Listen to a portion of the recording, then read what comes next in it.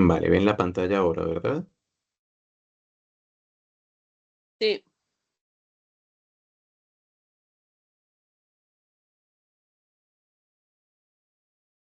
De acuerdo. Pues hoy el tema que revisaremos es el de neumonía grave adquirida en la comunidad.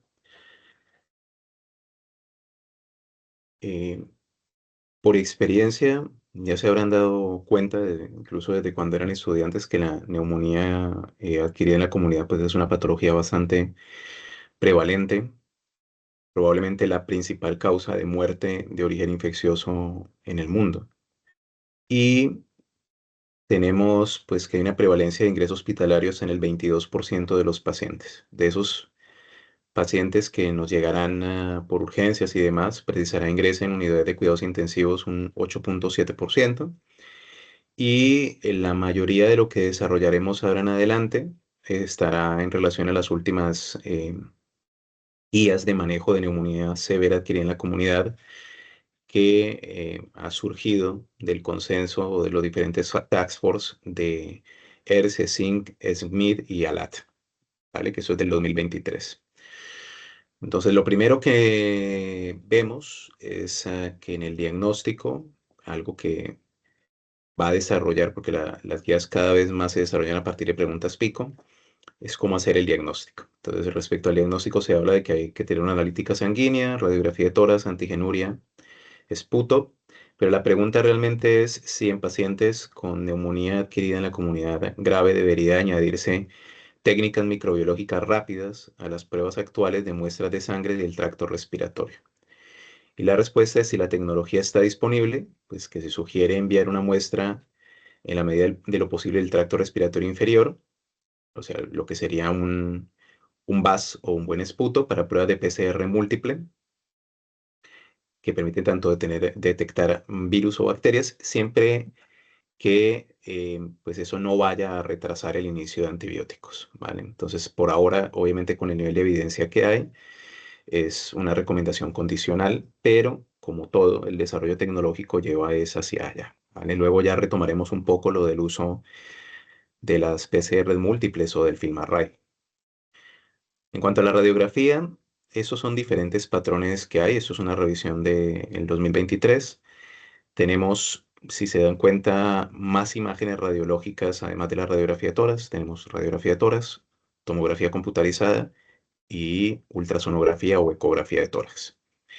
El patrón que va a darnos los virus, generalmente en la radiografía de tórax será bilateral, más de compromiso central, simétrico, va a haber ground glass.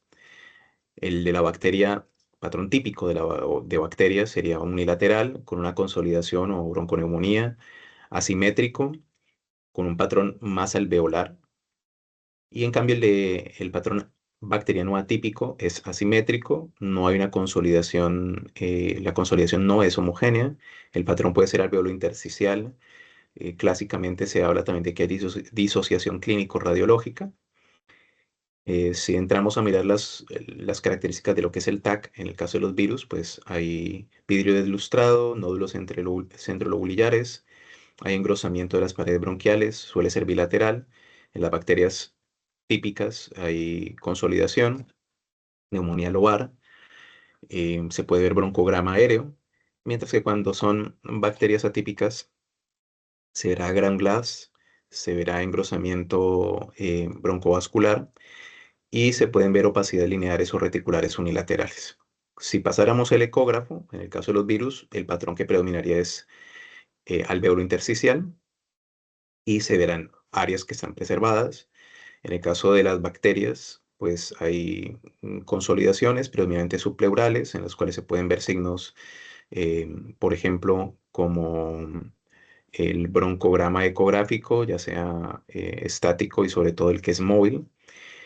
Y lo otro que podemos ver es, en el caso de ambos, tanto en los virus como en las bacterias, podemos ver presencia de líneas B o podemos ver un parcheo que es multifocal, ¿vale? Entonces, tener en cuenta que cuál es el paciente que nos interesa para la revisión, pues es el paciente que tiene criterios de UCI. Se han ido tratando de hacer diferentes tablas o más bien de diferentes scores para definir cuál es el paciente que tiene riesgo y que debe ir a la UCI por ahora. sigue siendo vigente los criterios de UCI de la ITSA-ATS, donde tenemos en cuenta unos criterios mayores y unos menores. De los criterios mayores, es fácil recordarlos porque prácticamente incluyen dos cosas que nos dicen que el paciente está muy mal. Y eso, que el paciente tenga insuficiencia respiratoria grave, que se define como una frecuencia respiratoria de 30 o más, que sature menos de 90%, esto con una FiO2 mayor de 35%, o que necesite ventilación mecánica. Con que tengamos un criterio mayor, ya sería criterio de ingresar a UCI, pero eso es obvio, ¿no? Ya sea la insuficiencia respiratoria grave o el shock séptico, que ya sabemos cómo se define el shock séptico, que es tensión arterial sistólica menor o igual a 90 milímetros de mercurio, o que haya una caída mayor o igual a 40 milímetros de mercurio respecto al basal, hipoperfusión con acidosis láctica, oliguria, alteración del estado mental, que precise fármacos vasopresores por más de 4 horas, es decir, que a pesar del manejo hídrico persista la hipotensión, y que haya compromiso, por ejemplo, renal, definido como una diuresis menor de 0,5 mililitros kilo. Esos son los criterios mayores. Los criterios menores necesitaríamos tres para considerar que el paciente debe ir a la UCI, que es frecuencia respiratoria mayor de 30, PAFI2 menor de 250, infiltrados multilobares, confusión, desorientación, tener una CREA mayor de 1,5, leucopenia menor de 4.000, trombocitopenia menor de 100.000, la hipotermia definida como una temperatura menor de 36 y la hipotensión definida como tensión arterial sistólica menor de 90 a pesar de fluidoterapia adecuada. ¿Vale? Entonces, para eso, lo que les decía, se ha tratado de comprimir o de hacer una serie de calculadoras que faciliten ese trabajo, porque siempre son varios criterios y es difícil recordarlos. En este caso, por ejemplo, ya desde el 2008, que es un Clinical Infectious Disease, se habla del SMART-CoV, que es una herramienta también predictora.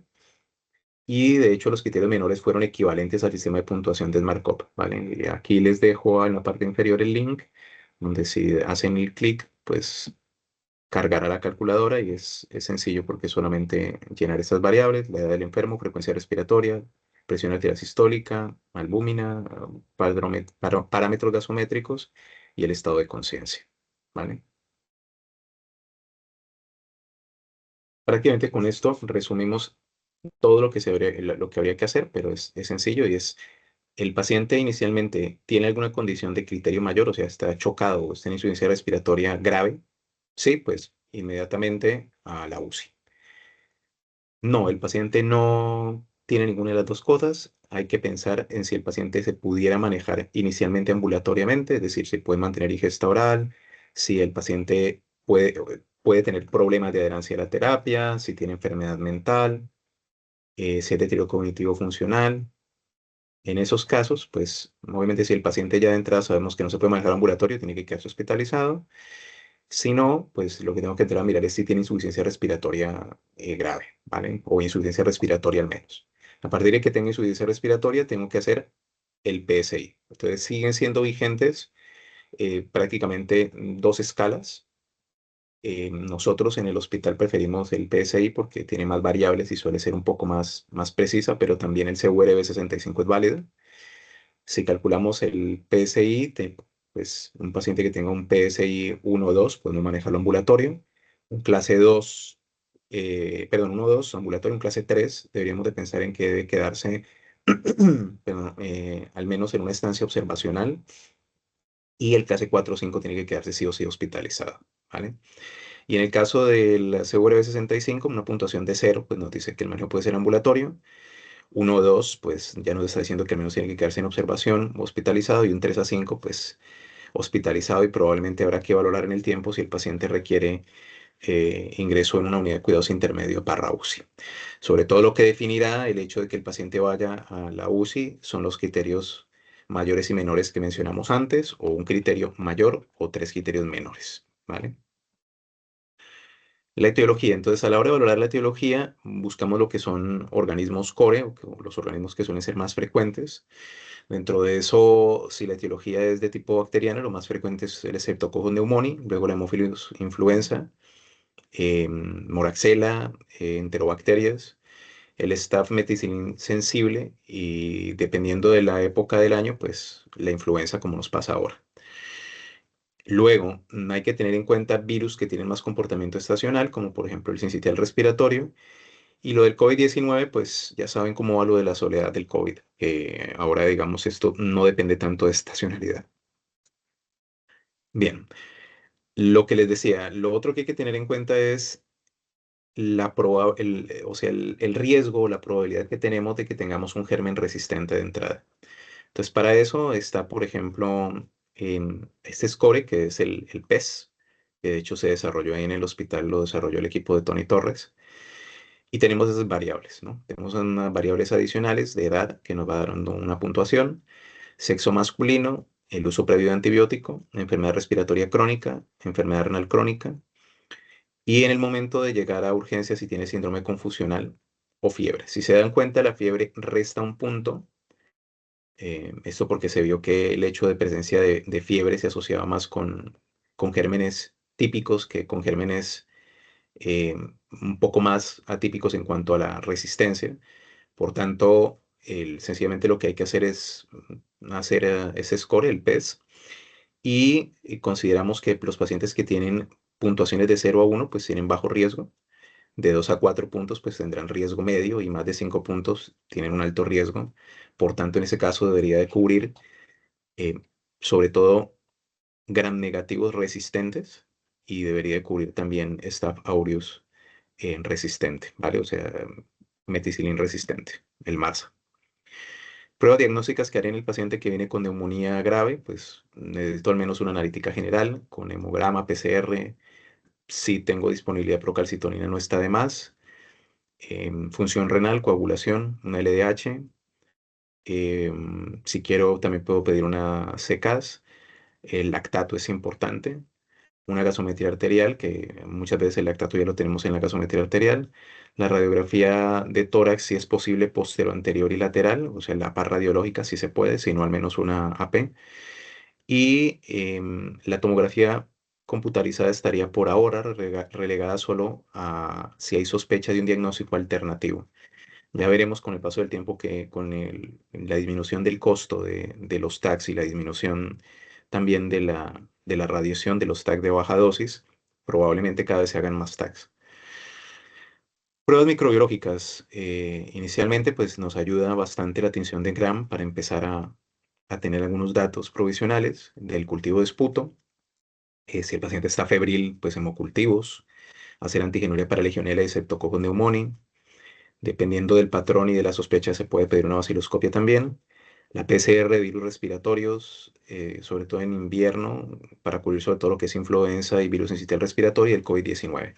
De todas maneras, tengan en cuenta que en el hospital, cuando tenemos pacientes con neumonía grave, se hace un panel de 12 virus que pues incluyen los virus más frecuentes y hay virus que, como el caso de la señora que tenemos en la UIR, actualmente en la cama 7, pues puede uno hacer un distrés grave incluso por un rinovirus. Entonces no está de más que el paciente que ingresa al menos a la UCI le hagamos un panel de 12 virus que tenemos disponible. Lo que son técnicas broncoscópicas, pues se reservarán para los pacientes intubados o con mala evolución o con sospecha de un diagnóstico alternativo.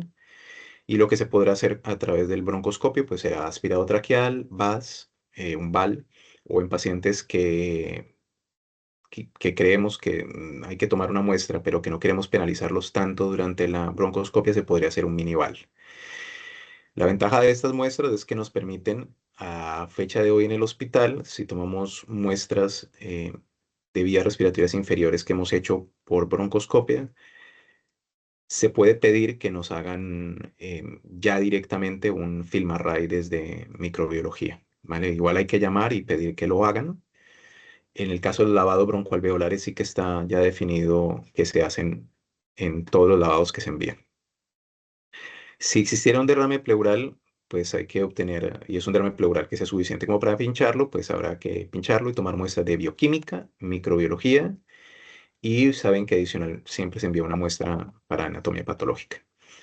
Tratamiento antibiótico, pues a partir de la microbiología que sospechamos, pues inicialmente los microorganismos core, que son Lo que necesitaremos será un beta-lactámico tipo ceftriaxona, que se suele dar dosis altas en la neumonía grave, 2 gramos cada 24, ceftarolina 600 miligramos cada 8 horas o amoxicilina clavulanato. Y esto asociado a la acitromicina, que verán en algunas guías como las guías americanas, que incluso hablan de que en caso de que el paciente tenga alergia o más que alergia, que tenga problemas con la citromicina, sobre todo de arritmia, se puede dar doxiciclina asociada. Lo que dicen respecto a las preguntas de las guías de la ERS, ¿qué usar mejor? O sea, ¿usamos fluoroquinolonas o usamos esa combinación de betalactámico con acitromicina? Y es claro que nos dicen que se prefiere el uso de la asociación betalactámico con acitromicina. ¿De acuerdo? Esto por el efecto también que tiene antiinflamatorio de los macrólidos. Y tengan en cuenta también esto, que tiene suficiente evidencia, y es que no viene de la nada, sino que de hecho ya se han realizado estudios multicéntricos como este en 27 UCI de 9 países europeos, que muestra precisamente una asociación de los macrólidos con menor mortalidad en la UCI. ¿Vale? Entonces, de base, nos quedamos con una cefalosporina o el Augmentine asociado a, a un macrólido, que puede ser acitro o claritro, y en el paciente que está grave, o sea, el paciente que llega a la UCI, que está intubado, es preferible utilizar ceftarolina, no con la idea de cubrir masa, sino con la idea de entrada de que las cepas muy virulentas de neumococo se cubren muy bien porque tienen unas concentraciones inhibitorias mínimas extremadamente bajas con la ceftarolina, entonces preferimos dar ceftarolina 600 miligramos cada 8 horas. Luego tendríamos los pacientes que tienen riesgo de tener microorganismos PES, como lo que mencionamos antes, pues pseudomonas o gram negativos resistentes, pues inicialmente tengo que pensar en dar un antiseudomónico que puede ser cefepime, tazocel, ceftazidima, meropenem, y eso asociado a citromicina o levofloxacina, y puedo valorar añadir a amicacina también. ¿Cómo lo utilizaremos? Pues si no hay bacteremia, lo que mencionamos antes, se prefieren cada vez ciclos más cortos, con que demos 5 a 7 días debería ser suficiente. Si tienen bacteremia, 14 días. Y si hay metástasis como endocarditis o meningitis, pues habrá que darlo por más tiempo, unas 4 semanas. Marsa, pues inicialmente el linezolid, que penetra muy bien al pulmón, o la ceftarolina, que también penetra muy bien al pulmón. Y aquí utilizaríamos inicialmente 7 días si no hay eh, metástasis infecciosas, o si lo hubiera, pues unos 14 días. En el caso de empiema o absceso de pulmón, amoxiclav, que se dará durante bastante tiempo, 14 a 28 días. Y cuando queramos cubrir, pues, gérmenes gram positivos, además de gérmenes gram positivos anaerobios, una opción o una alternativa sería clindamicina. En el caso de la influenza, pues tendremos el oseltamivir, que sean 75 miligramos cada 12 horas por 5 días. Y el beneficio del tratamiento de entre las primeras 48 horas podría verse la asociación, sobre todo en cuando hay coinfección bacteriana en pacientes con influenza, pues del usar o ceftarolina más acitromicina oral en esos pacientes que tenemos graves, ¿vale? Y considerar, pues, que pueden haber coinfecciones en el caso de la influenza, sobre todo por hongos, en el caso del Aspergillus, y de otras bacterias como el Staph aureus. El uso de corticoides, este estudio que ya es de hace unos años, del 2015, que se desarrolló en el Clinic, que fue el uso de corticosteroides en pacientes con neumonía grave con alta reacción inflamatoria, que se definió como una PCR igual o mayor a 15, y que se incluía o se definía que no tuvieran el virus de la influenza por la evidencia que hay hasta la fecha de que es preferible no darle muchos cortis a los pacientes con gripe A. La dosis es 0,5 miligramos kilo cada 12 horas durante 5 días. Por favor, recuerden cambiar siempre la duración del tratamiento porque por defecto los corticoides en el hospital salen por defecto 60 días. Y luego, ¿qué papel tiene la procalcitonina? Entonces, en respecto a la pregunta 4 que se hace en estas guías, se dice que si se puede utilizar la procalcitonina para reducir la duración de tratamiento antibiótico y mejorar otros resultados versus lo estándar. Y la recomendación es sugerir el uso de la procalcitonina para reducir la duración del tratamiento, ¿vale? es reducirlo. No tiene por qué condicionarnos el inicio de antibiótico, ni tiene por qué condicionarnos nada, ¿vale? Es solo reducción de días de tratamiento. Y obviamente, pues siempre hay que considerarlo junto con la evaluación clínica y ya está, ¿vale? Soporte respiratorio en pacientes hipoxémicos con neumonía adquirida en la comunidad. Podemos utilizar ventilación mecánica no invasiva o LAV en lugar de la administración de oxígeno estándar suplementario para evitar intubación orotraqueal y reducir la mortalidad. ¿Qué dice en las recomendaciones? Pues que en pacientes que tenemos neumonía grave, con un fallo respiratorio solamente hipoxémico, o sea, no hipercápnico, pues sugieren usar LAV en lugar de oxígeno estándar, que es una recomendación condicional y de calidad de evidencia muy baja. Y la ventilación mecánica no invasiva, pues sería una opción en pacientes que además del fallo respiratorio hipoxémico, también que tengan fallo respiratorio hipercápnico y que no, obviamente no pretenda intubación inmediata y que tengan algo de trabajo respiratorio y que podamos mejorarlos con ello. Pero ambas cosas son recomendaciones condicionales. ¿Qué definimos como fracaso terapéutico? Cuando va a ocurrir en el 10 a 15% de los casos de neumonía adquirida en la comunidad y más del 40% de los pacientes que fallecen han presentado un fracaso del tratamiento. Y las principales causas, pues, será la presencia de patógenos resistentes y una concentración inadecuada de antimicrobianos en el sitio de infección. Por tanto, tengo siempre que pensar en la penetrancia que tienen en los diferentes antibióticos al pulmón. Y segundo, tengo que también tener en cuenta em,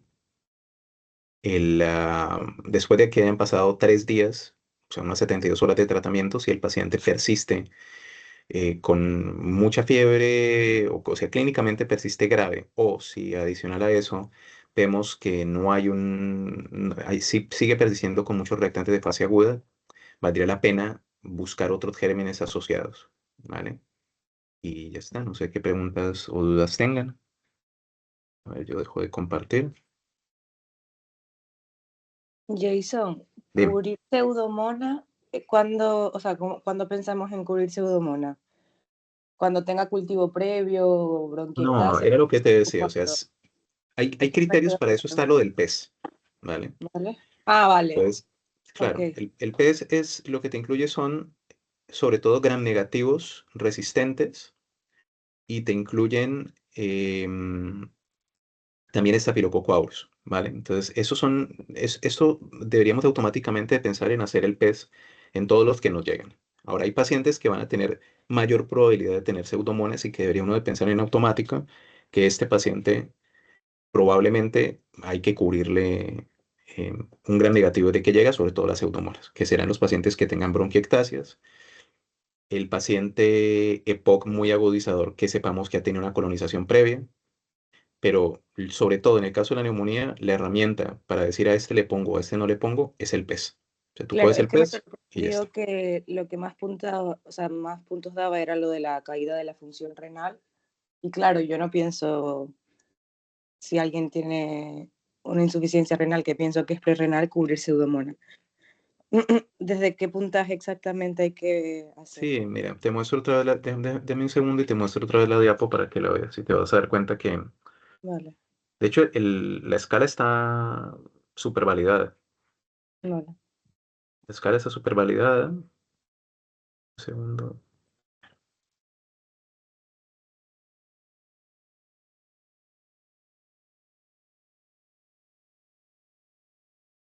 Acá. Mira, si te das cuenta, lo que en parte te va a dar bastante puntuación es la edad, como todo.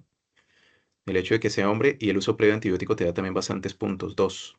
Y el hecho de que tenga enfermedad respiratoria crónica también te da otros Enfermedad 2 renal puntos. crónica 3, sí, vale. ¿Ves? Entonces, nomás con que tengas, por ejemplo, un EPOC, que eso ya te puntúa como enfermedad respiratoria crónica, y a eso le sumes el uso previo de antibiótico, tienes 4 puntos. Entonces, ¿cuál es el punto de corte? Dirás que solamente tiene un punto bajo, o que serían los que no tendrías que cubrir, si es de 0 a 1. O sea, la mayoría que tengan al menos un par de criterios de estos, es que le tendrás que poner algo que cubra Vi que es pseudomonas. insuficiencia renal crónica, perdón, es que pensaba que era aguda y dije, es que, vale, vale, ahora sí. Sí, sí, Y sí, no. otra duda antes, o sea, cuando creo que tengo una gripe A Mm. y, y tiene sobreinfección bacteriana, que has dicho, lo de cubrir mejor con ceftarolina y tal, ¿cómo, o sea, cómo creo que puede ir mal? Por los mismos criterios de la neumonía adquirida en la comunidad. O sea, porque no a todos le ponemos ceftarolina citro, ¿sabes? Pero veo que, por ejemplo, en interna Sí, siempre lo hacen, aunque... eso es fácil. Lo primero que Ajá, uno tiene que pensar es el paciente, qué tan grave está. Si es un paciente que va a ir a la UCI y tiene infiltrados bilaterales, ceftarolina claro. citro, ¿vale? Porque es un paciente que está grave y que probablemente si no está intubado va a terminar intubado o está intubado. Y fue por lo que dijimos, porque la gripe se asocia no solamente con neumococos, sino también se puede asociar a staph. Y eso por un lado. Y por otra parte, porque lo que les decía del neumococo, realmente la ceftarolina tiene una concentración inhibitoria mínima bastante, extremadamente baja.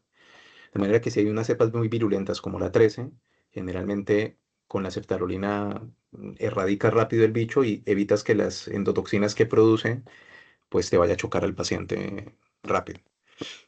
Eso sería el caso, pero no, eso no quiere decir que todos los pacientes con gripe, que llegan muchos en esta época, y que Mm, tengan neumonía, si no son pacientes con criterios de ir a la UCI, ¿sí? ya, Pues los puedes dejar perfectamente con ceftriaxona asociada a citromicina si sospechas infección e incluso ingresarlos en la sala, que muchas veces lo hacemos. Dependerá. Pero el paciente que prácticamente está grave y que dice uno o termina intubado o ya está intubado, mejor ceftarolina, vale, gracias. ¿vale? A ver si alguien más preguntó algo o alguien levantó la manito. Por aquí en el chat alguien dice algo que dicen, vamos a ver. Ah, mira, aquí. Espera, que dice alguien acá algo. A ver, Albert, claro, aquí un varón EPOC que no venga con insuficiencia renal, ya tenemos que cubrirlo, ¿no? Sí, o sea, mira la puntuación y ya está. O sea, inicialmente esas escalas se han hecho es para mirar la probabilidad de tener el germe y la probabilidad de que las cosas vayan mal, ¿vale? Luego, a ver, porque estoy viendo que todo el mundo está escribiendo. Mata Caridad. Y si te da el puntaje 4, cubre Pseudomonas y Marsa. Inicialmente sí. Creo que alto riesgo más de 5. Sí. Y mal, pero cubres Marsa también. En teoría, la S del pez es desarm. Sí, todos tienen razón. Profilaxis de PCP, vale. En trasplantados e inmunodeprimidos o si hay sospecha radiológica con virus antigenuria negativo y consideras inmunodeprimido, igualmente lo típico de dosis equivalentes de prednisona mayor de 7,5 semanas, digo porque muchos de los nuestros cumplen esto. Los no inmunodeprimidos por otro motivo, ni trasplantados. Vale. A ver, el paciente inmunodeprimido es otro mundo, es otra cosa distinta. ¿De acuerdo? De hecho, de base deberían de tener, o sea, depende de donde lo lean, pero de hecho alguien que ya lleva 40 miligramos por más de 2 semanas o por más de 10 días, dependiendo de donde lo lean, ya se considera que es un inmunodeprimido. Dependerá, hay que individualizar el paciente, es importante por eso, dentro de lo que pedimos en la analítica, pedir una LDH para mirar si la LDH es muy alta que nos dé sospecha de PCP, pero el inmunodeprimido es otro mundo. El inmunodeprimido obviamente hay que cubrirlo todo. Y Josmar, ¿qué ibas a preguntar que levantaste la mano? Es que todos se metieron acá al chat. Hola Jason. No, una pregunta sobre la procalcitonina, que bueno, inicialmente la hacemos, ¿no? Un paciente, lo que has dicho, paciente de sospecha de una neumonía grave y se usa sobre todo, entiendo, para decidir la descontinuación del tratamiento de antibiótico, ¿no? Ahora, pero esto, ¿en cuánto tiempo yo debería hacer una procalcitonina, digamos, de control? ¿A los 5 días, por ejemplo? Y si ya está negativa, ¿podría ser seguro suspender el antibiótico? Obviamente esto dependerá del estado clínico del paciente, pero un poco para tener un valor de referencia, porque si nos guía un poco en el caso de retirar la terapia antibiótica, pues ¿en qué momento sería el ideal para hacerlo? Claro, necesitarías, Josmar, al menos dos. O sea, necesitarás una que será prácticamente al ingreso del paciente y otra, lo que estás diciendo, hacia el cuarto, quinto día para ver si la progresión es buena. O sea, porque lo que vas a mirar realmente es descenso de la procalcitonina.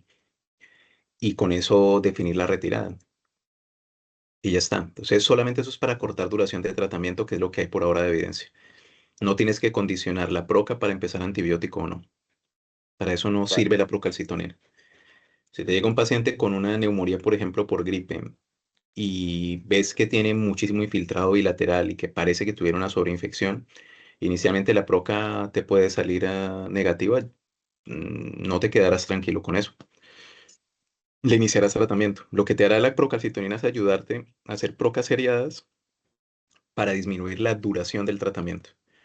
Porque lo que sí han visto las diferentes guías es que reducir la duración del tratamiento antibiótico pues se asocia con menor riesgo de adquirir gérmenes luego resistentes. Obviamente pues eso también disminuye el costo, los efectos adversos en la UCI. Es para eso, o sea, es mirar depuración de la proca, Ok, gracias. ¿vale? ¿Alguna otra pregunta o duda? ¿Nadie más? A ver, hay alguien acá que dice gente. Ah, no, ya está. Vale, pues nada, nos vemos.